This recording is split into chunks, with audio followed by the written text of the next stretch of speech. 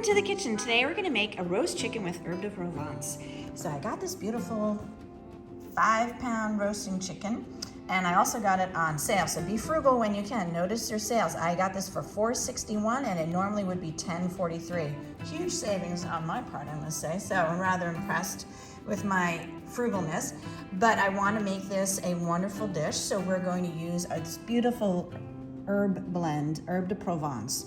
And this is the Morton and Bassett Herbs de Provence, and you can see all those beautiful lavender inside. Herbs de Provence is a wonderful blend of herbs that would be grown in Provence, and usually this blend has rosemary, garlic, lavender, thyme, parsley, tarragon, marjoram, basil, savory, sage, and chervil.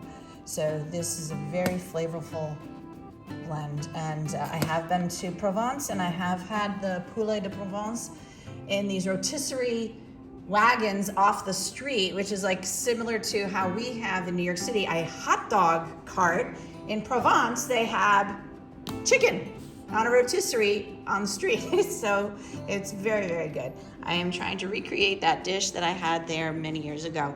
And so I'm going to use some carrots and celery, onions, this really big Spanish onion, kosher salt, pepper, and I'm gonna use olive oil to smother it. Now, some people use butter, but I prefer to use olive oil. Olive oil is a healthier fat for you, and since we are making it Provençal style, Provençal uses lots of olive oil in their food. Please subscribe to our YouTube channel so we can bring you more recipes. Thank you. So here we have our mise en place ready, and we're gonna make the rub. We're gonna add 1 tablespoon of olive oil into the bowl. And then to this, we're going to add 3 tablespoons of our Herbs de Provence and beautiful herb blend. Add that in. Our 1/4 teaspoon of kosher salt, our 1/8 teaspoon of pepper, and then just stir it together. I've already washed this chicken and pat it dry. We washed it under cold water. And now we're just gonna coat our chicken with this rub. And luckily the chicken has a little popping mechanism, so when it's done, it'll pop up. I have my oven at 425. It's been preheating. So we're gonna get this all over the bird. And what I wanna do is we're gonna put some of our aromatics inside the cavity of the bird. So I'm gonna just take a handful of the carrots and some of the celery and some of the onions. And we're gonna stuff the cavity with that. And we're gonna get all of these herbs all over this chicken. Our herbs over our chicken. We're gonna get a layer of our aromatics into our roasting pan. And this is just a lasagna pan. I don't have a really good roasting pan at the moment here because I'm using the small oven. So this has to get to fit. And we're just making a nice base of these beautiful aromatics, the onions, carrots, and celery. And that will act as our rack in our roasting pan. And then just put your chicken right on top, and that elevates it off the bottom of the pan.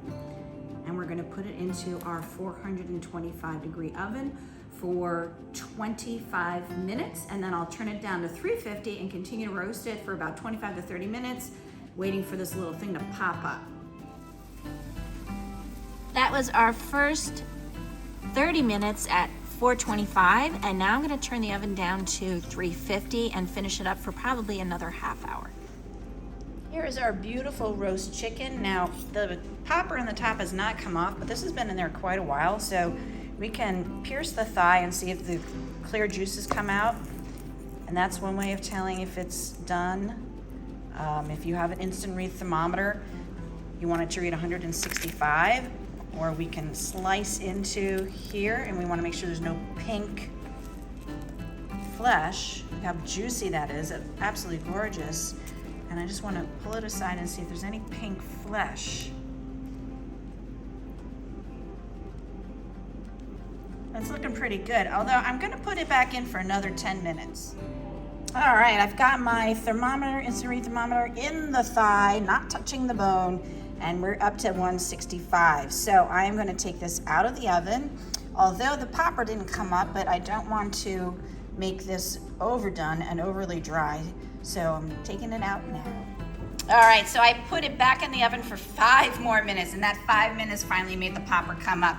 And I also added a little bit of water to the bottom of the pan because our vegetables were beginning to burn. So now it is definitely done. Here is our beautiful roast chicken with Herbes de Provence, and we're just gonna remove this. That can take out, and then we'll put this on a beautiful platter and conserve it and put some of these vegetables around the base of it and make it look nice. And this is great with some wild rice and some asparagus or any sort of vegetable, and it just absolutely smells wonderful. I hope you enjoyed making our roast chicken with Herbes de Provence, and we'll make this at home.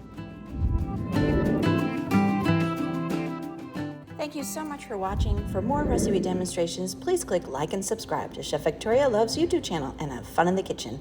Thank you.